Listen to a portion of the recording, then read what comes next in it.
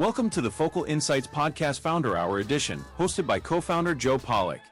Joe has been in the e-commerce industry for over 25 years. He grew and bootstrapped his own startup to a successful exit. Founder Hour episodes go behind the scenes to learn how some of the best e-commerce brands were founded, grown, and operated straight from the founders themselves. Founder Hour is brought to you by Focal Software, a new generation ERP and operation suite for e-commerce brands and third-party marketplace sellers.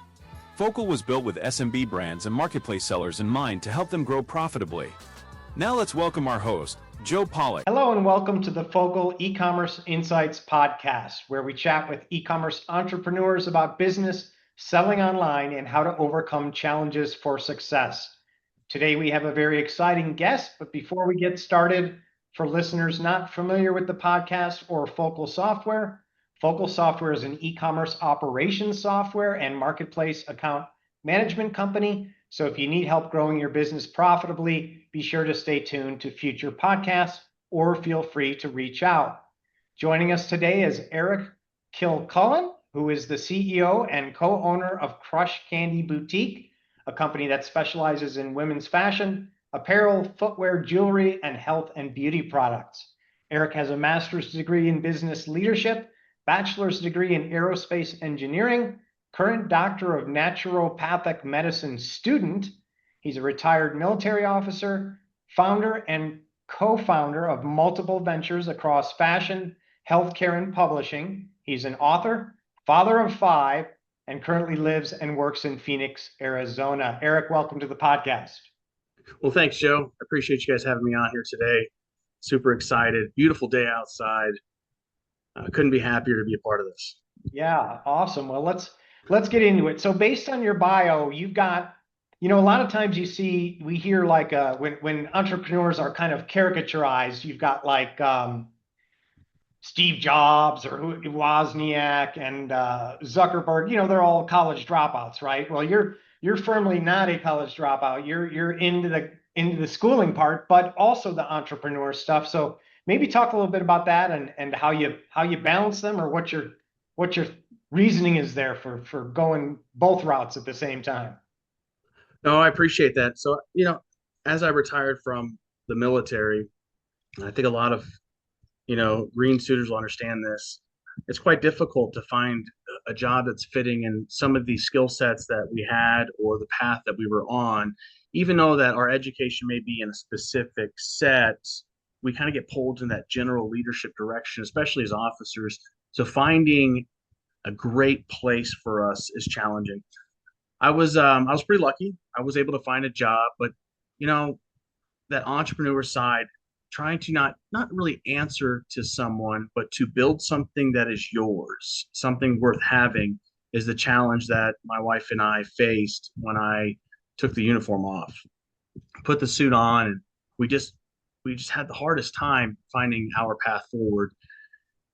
My wife was or still is, an influencer. She was on fashion, Times Square fashion, billboards, magazines, great big fashion awards, things of that nature. So we're like, man, we got to find something that's more fitting of my skill set and hers.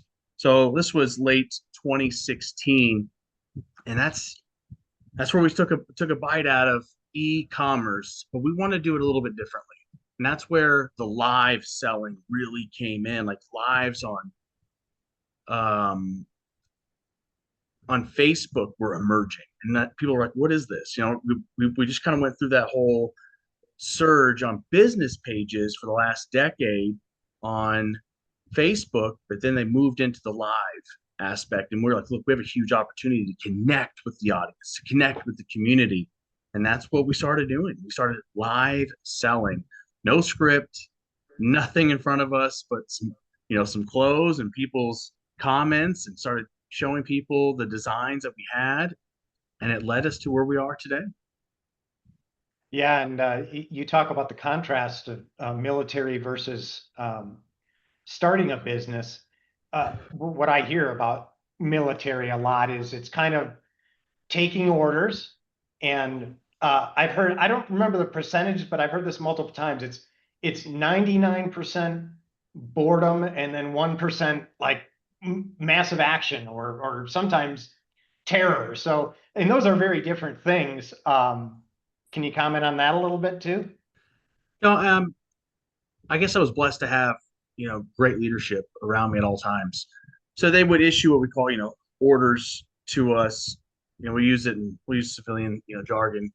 They'd issue my mission. And what was great about the leadership is they weren't there to tell me how to do it. They told me what to do. The how was up to me. I had my timeline. I had my left and right limits, and it allowed me to flourish and find my skill sets. Of course, there was correction along the way, but I was never really micromanaged. They allowed me to blossom my own way, and I was always in some sort of a leadership position where I got to, task orient people that were around me, whether they were in the same position, lateral of me, or they were in a position that was underneath me. I don't like to use those terms. I think we're a team, right? I don't like people thinking like, oh, you're under me. That's kind of demeaning. But we all serve a certain purpose within that mission. So when you're handing out that task, that purpose, it's important that they get clear guidance. So in the military, you're right. Most of it's a lot of planning. And then the last part of it's the execution. And that's the best part. That's where you really, really flourish is the execution phase of any mission. Yeah, and in business, it's kind of flipped. There is planning, of course, but not always. Sometimes people just wing it, but it's the execution that's most important, and the leadership is so important because that's how the execution part happens with the leadership. That's true. It's true. Yeah. All right. So out of the military now, you've started some other businesses. In general, what challenges did you face getting them going? Or you can talk specifically about Crush Candy if you like. No, specifically, I think the same challenges is always posed is one, that planning phase that we talked about a little bit, funding. Funding is always a big challenge. There's not a bank sitting out there for your business plan saying, here's 100 grand, figure it out, good luck. No, I wish it was that way. You have to build, and I think you'll appreciate this, you have to build positions of leverage. So for us at the time of getting out, we had some good positions of leverage. Thankfully, I moved around a lot, and I had a few houses that we still had that were in a rental position that we could leverage. We had good credit, we could leverage, but there was no loan out there that we could go grab. Even if it was a signature loan that was high enough for us to really get into this. So we had to leverage 2 out of the 3 homes to get where we are. And if anyone has that position, that's awesome. It's very difficult, but it's worth it. And you're taking on more debt. And I think with debt comes opportunity because you don't see it as I can't make it. You see it as I have to make it. And we pushed really, really hard. We leveraged quite a bit of credit cards as well, buying the inventory, making sure that we had a constant revolving door around inventory. Challenges that we also didn't see. We talk about hiring employees. Well, it was a lot different when I would just say, hey, I need this person or I need this person. Well, now I had to go out there and I had to action it. Finding someone that fit into our niche, someone that understood it. In e-commerce, there's not like a playbook to this, not one that I have found, especially when it sits in logistics. You got to connect all these other programs to the back end of your website, the back end of Facebook, learning how to do ads. I mean, this is a whole new wheelhouse. So we talked about, previously about the military when you're handed the orders. Well, all that stuff's been thought out for you. Well, now it's a little more reactionary. So we had to constantly either change, shift direction, to understand algorithms, to understand the reaction of a post, the reaction of an ad taking off. We had no idea how to do those things. Had to identify trends that were within the algorithm. What did people like? What do people not like? And to our surprise, some things did really, really well. To our surprise, you're like, wow, we thought this would do a lot better than it did.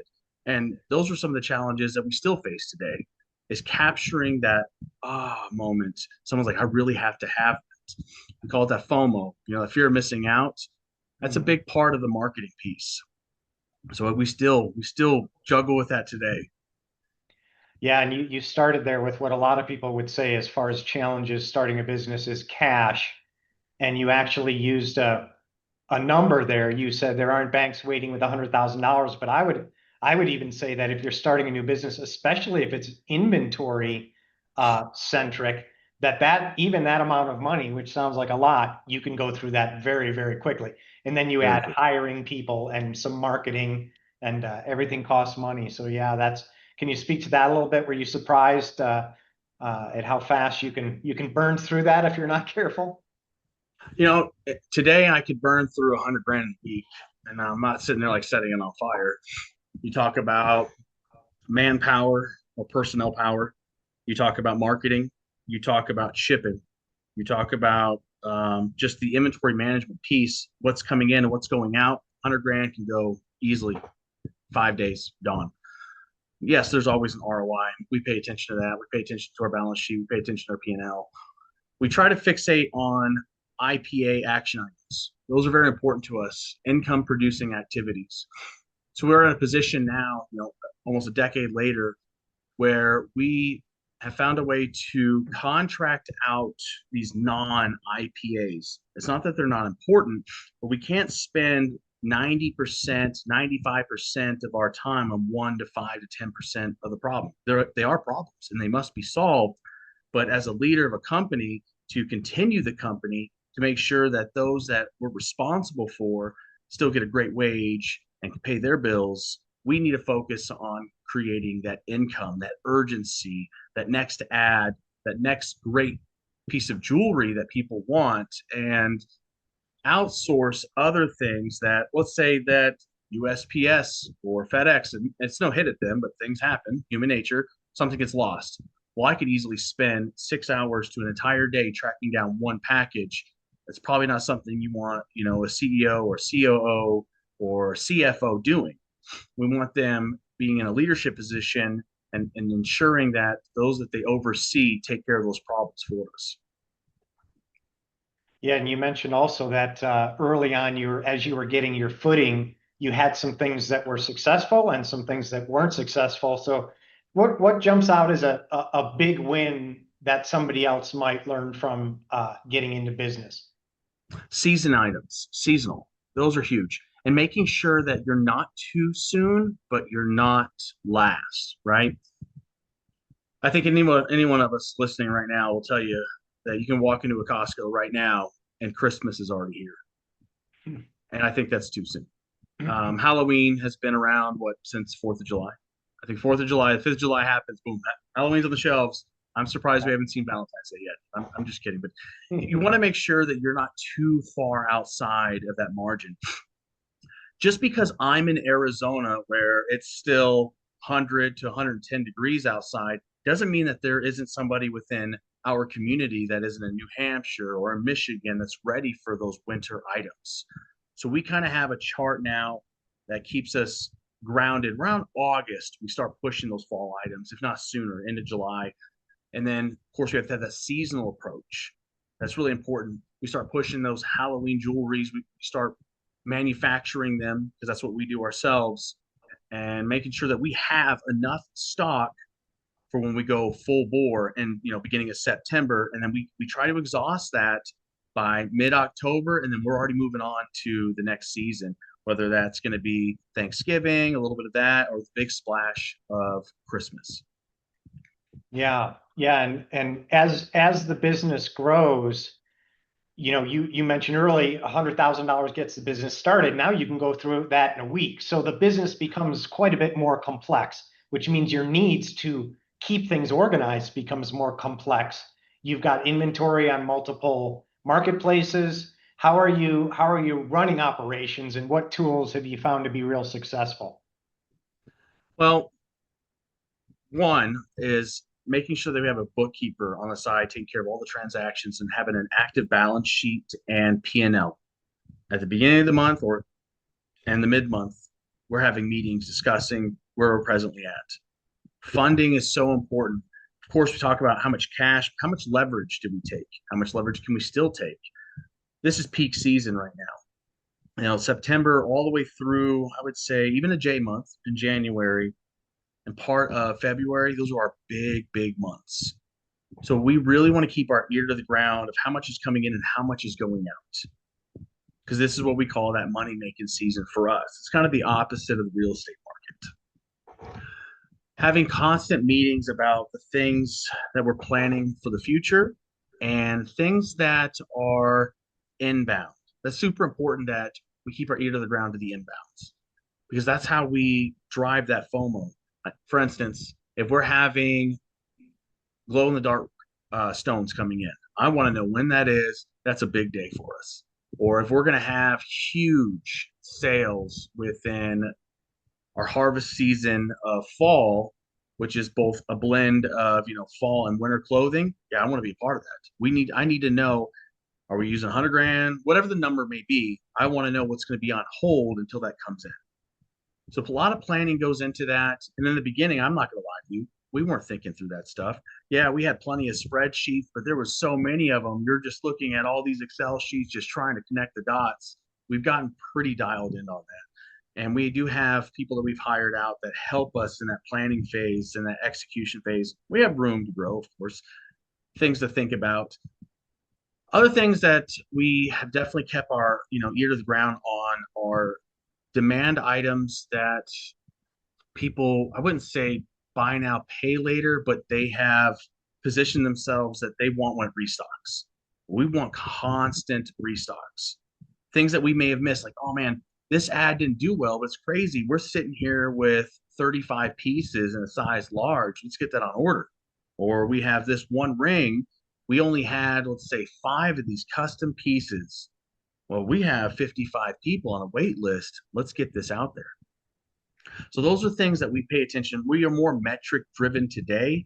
In the beginning, I won't lie to you, we're flying by the seat of our pants.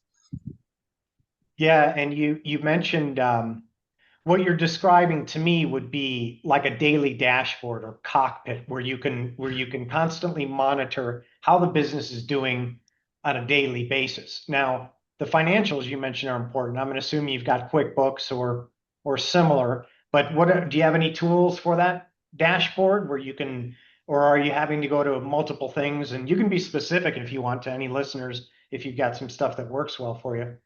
No, we do. So we did have some custom software made for us for pre-orders and waitlist items because of the way that the websites are ran. They don't really have a sector on the dashboard for that, even for Shopify. The plugins just aren't so good for that. Same with Facebook. When it comes to QuickBooks, we definitely use that for accounting purposes. But that's more bigger picture. When we want to dial in on seasonal items, we don't really use that. For payroll, it's great. For taxes, it's great. A lot of it's already automated and taken care of for us. We have small clock-in items. Those are super easy. So we want to make sure that anytime that we're picking up a piece of software, that it plugs in or integrates with what we already have. That to me is the biggest part. We get the shiny items constantly. So I'm like, oh, well, this is going to it'll be a game changer for your platform. Okay, but does it integrate? Because the last thing I need to do is hire another expert on this one thing that could or could not change the game, because we have done that. We have been with certain marketing teams or tried out certain software that is, don't get me wrong, game changing, but it's costing me my business because we're spending too much manpower trying to fix the admin of that to apply it to our business.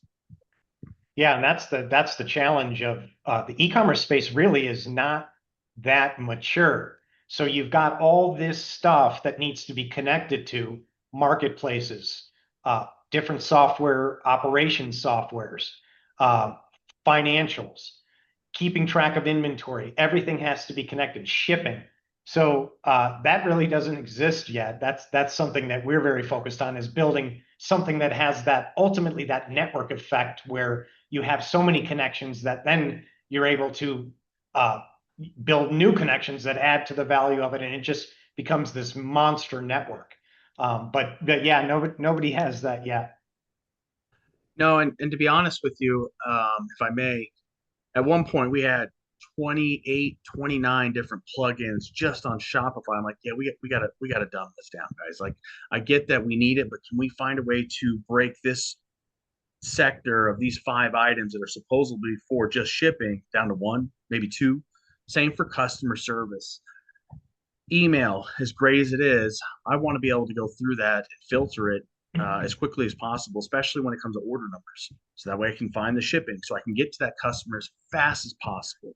So we have found a way for some of those things, but there's plenty of room out there. If anyone's wondering, customer service alone has not been dialed in for e-commerce.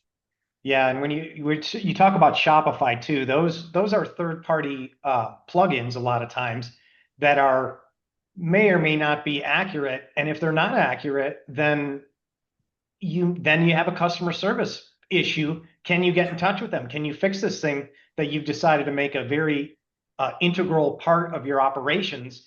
And in some cases, the companies there's nobody home to support that add-on. No, it's very true. Or we run into an issue of it's supposed to have a repository for where these emails or these complaints or customer service is landing, but it's not connecting back to us. Mm-hmm. So then here we are 2 or 3 days later, finding this huge, thing of emails that we had nothing, we had no idea. And thank goodness that we have some previous customers saying, "Hey, we're sending in emails to this, but I guess you guys aren't seeing it." And it helps us troubleshoot it, obviously. But Yeah, where are they? exactly. So we have a lot of those issues even today. We're constantly working through the integration piece. And as you've said, there is not one size fits all for e-commerce. Nowhere, not even with Amazon. There's just not. No, it's a big challenge. And if you talk about legacy systems that are 10 or 20 years old, they don't even have the infrastructure to adapt to what's needed now. So what really you need is new innovation that is very development intensive. Millions and millions of dollars are needed to get into this space to service the uniqueness of every single e-commerce seller or omni-channel seller. Completely agree. Yep. So when people start a business nowadays, a lot of them, the first thing, the go-to thing is going to be a website, right? For both educational purposes and e-commerce for transactions. So you're using Shopify. Was that the first website? Did you start with Shopify, or do you have any good or bad stories about websites? We started with Shopify right away because it did have probably the most integrative approach for what we use. Yeah. Again, you brought up some good points. We'll say legacy because I like that as well. There's a lag effect. So let's say that we're having orders come in from Instagram, TikTok, maybe even Amazon, and they're all happen simultaneously. Unfortunately, there's a delay in that inventory, and sometimes you get double, triple, quadruple sales off one item because of that time delay to the inventory. So that logistics piece isn't on time. So we still face that even today. Yeah, and that's where I said earlier, there's so much. It's so important that this stuff is accurate and that it's real time or as close to real time as it can possibly be, because you can't. My background's in the vacation rental space, and you can't double book a condo for Labor Day weekend. You're going to have some grumpy people standing at your counter at the same time. Same with this stuff. It's got to be accurate. Okay, so the future of e-commerce, it's growing very rapidly. I think 1 out of every item purchased in the world right now is online. That's growing 25%. That's a lot though. That's every single purchase, 25%. What do you see for the future or for your business? Any technologies you need to adopt or things coming down the tracks that you need to be ready for? AI is going to be a big placeholder, but how it fits in, I don't think it's the way that everyone's kind of creating the uproar for it. I think it's going to be an enabler. I think it's going to be a multiplier. I don't want to use it to replace anyone. If anything, I want it to take over those 10, 20, 30%ers that are costing me more time that they can give us more efficiency on, so we can focus on the growth, focus on the customer service, focus on the hands-on that we need to take care of day to day.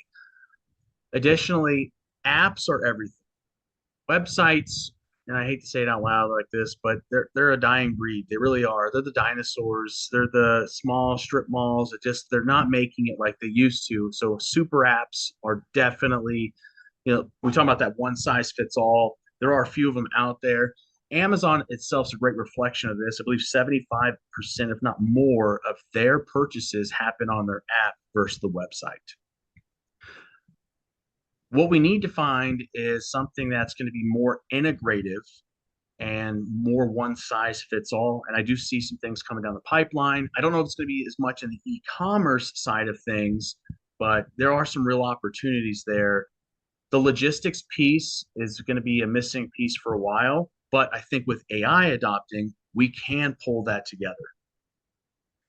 Yeah, you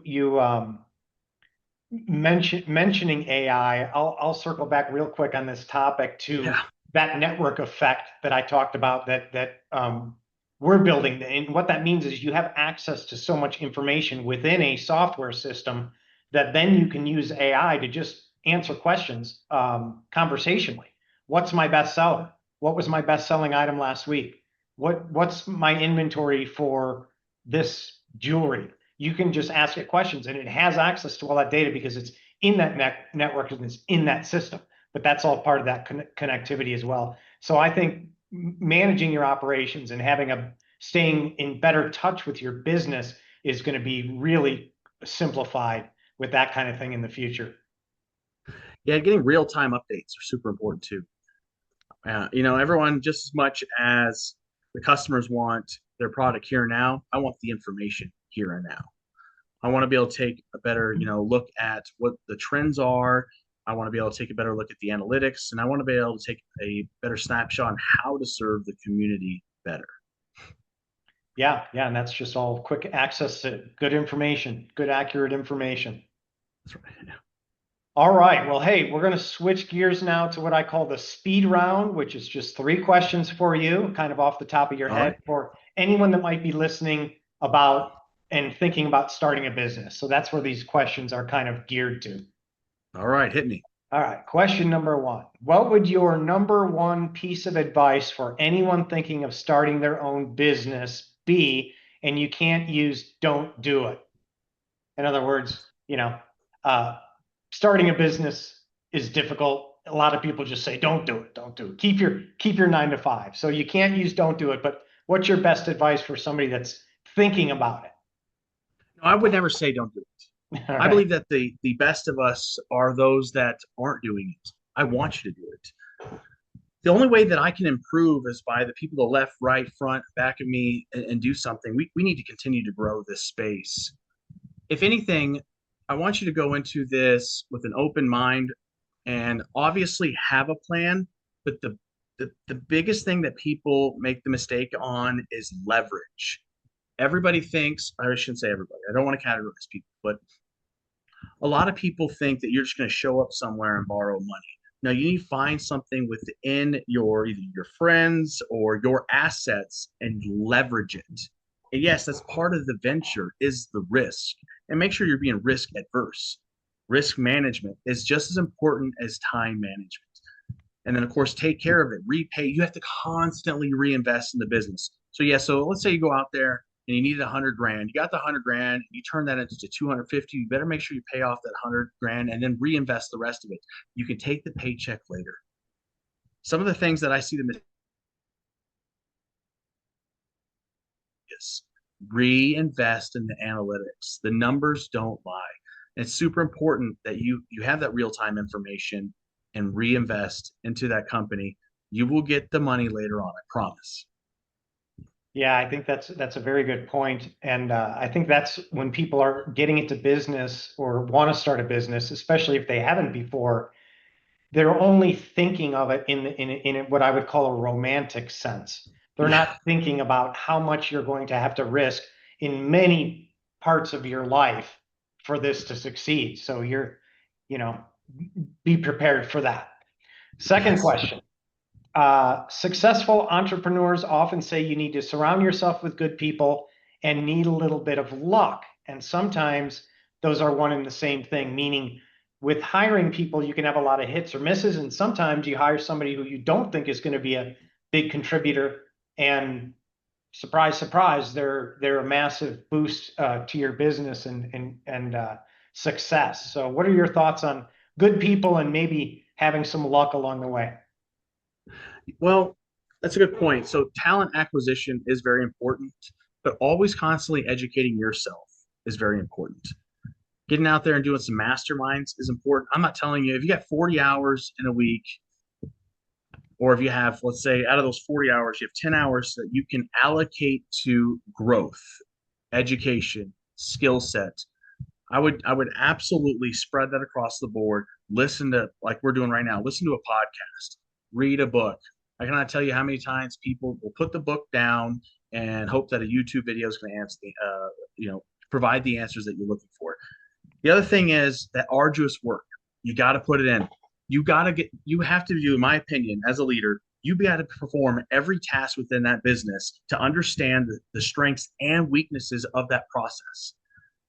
So if I have to pick up a mop, I'm picking up the mop. My personnel already know, my leadership, my CO knows if we are short staffed on shippers, I'm the first one you go pull. Absolutely. You come get me. I have no problem with that. It's a learning opportunity. It's also an opportunity for me to connect with my personnel because they're going to tell me things that they probably wouldn't tell somebody else. So I think that through the gamut of business, absolutely luck is part of it. I do agree, but analytics are your friends, and working within the company is probably your best ally. That is a money-making opportunity for you every day. It sounds like you're in the camp of make your own luck and work hard so that you're in a position to get lucky. Yes, I think so. Yeah, yeah. It's hard to get lucky if you have all these things that are, constantly not getting completed. You have to finish the tough task.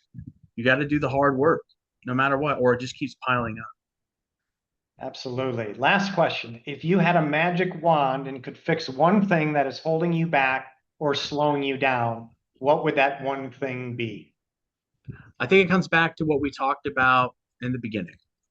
I want that super app. I want that one size fits all for e-commerce. I want to be able to connect to every single social media platform with the back end of customer service, the back end of inventory management, shipping. I want accurate numbers constantly. That is my magic wand. Yeah, that would be nice. That's absolutely massive. But yeah, maybe AI can build some kind of network in the future, but there's so many little details, with these connections to these systems. Even Amazon has, dozens and dozens of fees, and you have to connect to each one of those in case it exists on an order. So it's just so big, but that'll improve over time as well. All software does. Okay, so as we wrap up, why don't you talk a little bit about your business or where people can find you if they're interested or find your products? Yeah, we today we focus on lifestyle blogging, and I'm not saying blogging as in we sit here and write a bunch of write-ups. We focus on how we can have an impact on everyone's lives, how much the community can have an impact on our lives. We're very big on custom handmade jewelry, real stones, real metals, and they're one of a kind on purpose. Like every stone out there, the way it's cut, it's personal and it's to you. How we cultivate our clothing and how we bring that all together, that's super important, and that feedback comes directly from the consumer. We are moving into more healthcare. We're moving into more lifestyle that's super healthy and getting away from things that are unhealthy, including makeup. My wife is very big on what touches her skin having, none of the bad dyes, none of the things that are going to, age her over time, that may have certain poisons that can, be ingested through the skin, things like that. And last of all, I think the most important thing for us is everyone knows that they have a voice in the community to reach us and talk to us and tell us what we can improve on. We believe that feedback is a gift. It certainly is. Kristen will have no problem going live and say, hey, just throw it at us, guys. Tell us what we're doing wrong. I love that because it's an opportunity. It really is. Yes, I understand hearing criticism can be tough, but remember that feedback, it's 100% a gift to not only you, but your company. All right. And the website, I don't think you mentioned, is I Krush apologize Kandy. for that. Yep, it's Krush Kandy, KrushKandy.com. And it's also in the app stores. All of them, just Krush Kandy. Krush Kandy with K's, not C's. That's right. That's right. All right. Well, with that, we're going to wrap up today's podcast. Eric, thank you for sharing your experience. I very much enjoyed the conversation. And thanks to all our listeners and people watching. And we'll see you next time. Thank you, Joe.